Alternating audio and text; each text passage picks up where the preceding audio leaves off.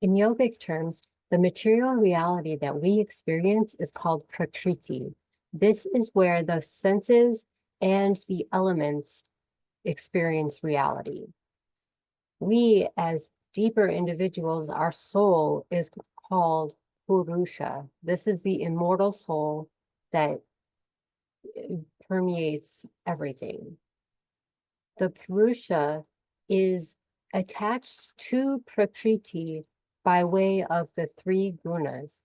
And in this video, I'm going to be breaking down the three gunas and explaining how they kind of function and express themselves in this reality and how we can use them and kind of recognize them for what they are. So you can kind of think almost of the gunas as like a glue that attaches the immortal soul to our perishable body, right? Um, and we can use these gunas as a tool to really explore the world, but we tend to get kind of stuck in it. Um, and this is when we get kind of confused as to what the nature of reality is. We assume that we are the five senses or the elements around us, when in reality, we are so far beyond that. We are little pieces of the divine, just individuated on this material plane by means of the gunas. So I think with proper understanding, we can really use these gunas as tools to explore the material reality as opposed to like something that is to our detriment, right? It's that causes us to lose understanding in what the big picture of reality is. Wrestling with the gunas can help us really grow spiritually. It'll help us understand who we are, help us in practicing svadhyaya, and really understanding how we've been functioning in this reality over millennia as a human species.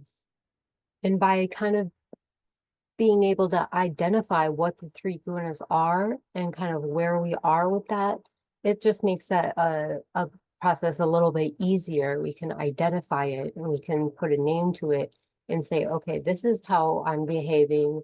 Maybe it's because of this, or maybe I should do this instead. So that's what I'm going to be trying to explain about in this video. There are three gunas. One is called tamas. This is the mode of ignorance. This is an inertia, like something that's kind of slower. I think of someone who's dragging their feet, who's very sluggish. Maybe you're getting stuck in a pattern, or you're just being lazy or careless. This is what is produced by the mode of tamas. Next, we have rajas. Rajas is the mode of passion. This is a very active one. This is very workaholic, got to get it done, maybe going too fast usually when it's in excess. Um, it getting like being attached to outcomes, being like, I got to be successful right now. Let's go do it. And just very can be power hungry, stuff like this. And the most desirable of the three is sattva. This is the mode of goodness. This makes me think of a person who is charitable, who is calm, maybe meditative, very relaxed, friendly, um, kind of looking for happiness, seeing the joy in things, stuff like that. So the gunas are always kind of shifting and moving. They're kind of, think of like a pie chart.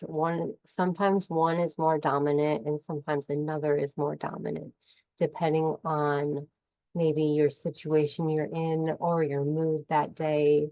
You also might have kind of a general feeling like, oh, I tend to be mostly rajas. Um, and then of course, still sometimes you'll experience the other two, but they're always shifting and moving. And it's important. We want to strive to be more sattvic in nature. We want to be more gentle, more meditative. But let's say we fall into tamas, we might need to bring up a little bit of rajas so we can come back up, and then we can balance that out and move into sattva. So hopefully that makes sense. It takes a lot to maintain sattva. You can fall into an unconscious or subconscious pattern so quickly and easily, and before you know it, you're just like, like I don't care about anything. I know we talked about this in my previous video on the 9 obstacles that we have to overcome and on our spiritual path. Any one of these gunas in excess can lead to those type of behaviors. So we have like carelessness, disease, laziness, doubt, things like that. And like with anything, the environment is important when it comes to what is being expressed within us. If you're in a calm space, you're probably going to experience a sattvic state.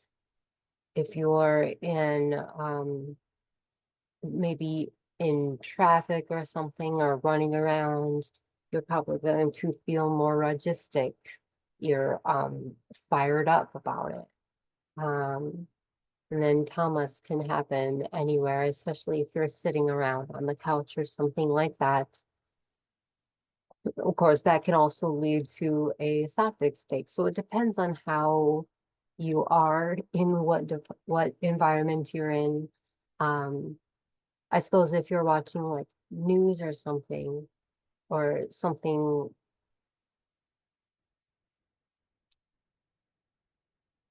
like that's depressing or that's like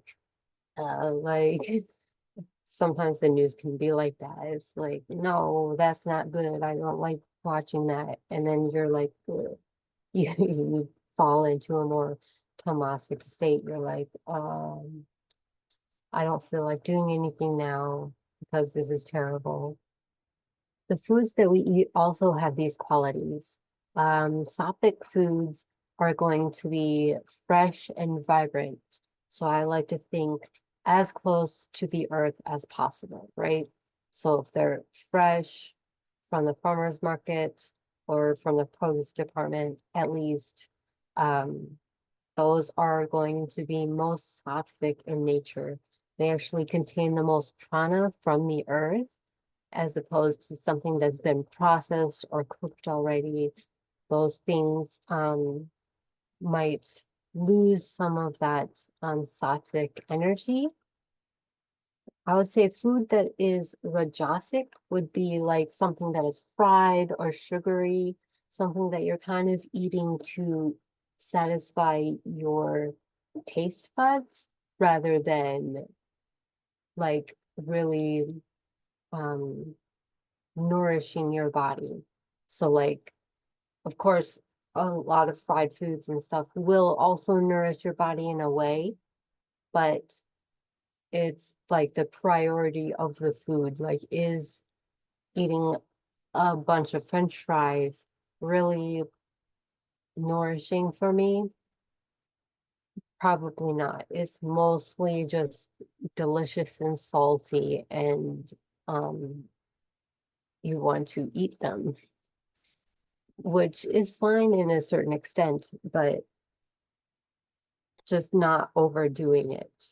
And then tamasic foods are more like dry, like cereal or crackers or um yeah, things like that, like even like potato chips, crackers, yeah. Things that are dry and that have been maybe sitting around for a while. Again, think of, like I said, with sattvic, closer to the earth, right? The cereal has been in a box and away from the earth for who knows even how long sometimes. They have an expiration date on there, but that expiration date goes for at least a year. So it can be sitting out for several months before you even consume it. And it probably isn't terrible, but it's not as good as something that's more fresh. Hopefully that makes sense. I'm not trying to like criticize anybody's diet. Because I'm also guilty of especially like fried foods and crunchy things. It's very pleasing and enjoyable to eat. So sometimes it's harder to get away from. So I try to stay away from them as much as possible. But sometimes if they come up or I have a craving, I will eat them sometimes, but I try my best to avoid it. So the purpose of having a spiritual practice in regards to the gunas, this is to help us step into a state of sattva while reducing the rajasic and tamasic tendencies. So if you are feeling, let's say you're feeling more rajas, but when you go to sit down for your meditation, you're going to still the mind and bring it into focus. If you're in a more tamas state, but you sit for meditation, you can lift your mind up and bring it into focus. Or you might want to take a yoga practice, an asana practice when you're feeling more tamasic. That way you can really move around and kind of shift your energy out of that state into a more balanced state. According to the Bhagavad Gita, we are to move beyond the gunas. So ideally, we are reaching a sattvic state, but we are to move beyond that. We're to experience this Purusha that we are, this immortal energy that permeates the entire universe. We are part of that. We are just individuated by these gunas and kind of attached to a body in this physical plane, like I kind of explained earlier. And if we're able to move past that sattvic state and experience our true nature, then we'll be able to escape from the wheel of samsara. This is the wheel of life and death, birth, reincarnation, all of that. And again, this is from the Bhagavad Gita. So it'd be a good idea to take some time today, maybe journal or just take time and meditate and observe like which of these three gunas is most commonly dominant in my life or in my day today even. Just think, okay, what have I been like? Have I been tamasic or like lazy and stuck? Have I been rajasic and too hyper energized, trying to get something more and more reaching for material things? Or have I been sattvic? Have I been meditative? Have I been maybe charitable? Just take time today to meditate on that or journal on that. And then in your day-to-day life, to kind of balance this out again, really try your best to eat more sattvic foods. This will really help. It will bring more energy and life into your body. And meditation, of course, journaling. Be aware of the environments that you place yourself in. If you're somewhere that causes you to behave a certain way, but that place is completely optional, maybe rethink that. Think, maybe I shouldn't go there so frequently. And then once you really get a hold of where these gunas are are in your life and how they make you behave, then you can eventually, go back to a place like that if you want to, or if you feel like you want to test yourself or something like that. In some cases, this is completely unnecessary, but if it's something that like maybe meeting with a family member or something like that, if they cause you to feel a certain way, of course, they can't cause you to do that. You did that, but um, once you're able to recognize that within yourself, you can go back and then hopefully have a new perspective on that and experience them in a different way. So hopefully that was a good example and made sense. I hope this video has inspired you to live a sattvic life. If you have any questions, please let me know. If you have a different perspective on these, please let me know. I'm just exploring these with you, and I don't know anything really. You know, it's so interesting, yoga, because the more I study, it seems like the less I know, which is so interesting. I'm just like unlearning, unlearning, unlearning. So I hope you've learned a way to unlearn something. Um, in my next videos, I'll be talking about the kleshas. I felt like it was a good idea to learn about the gunas first before we get into that. So that's why I did this. And I will see you soon. Namaste.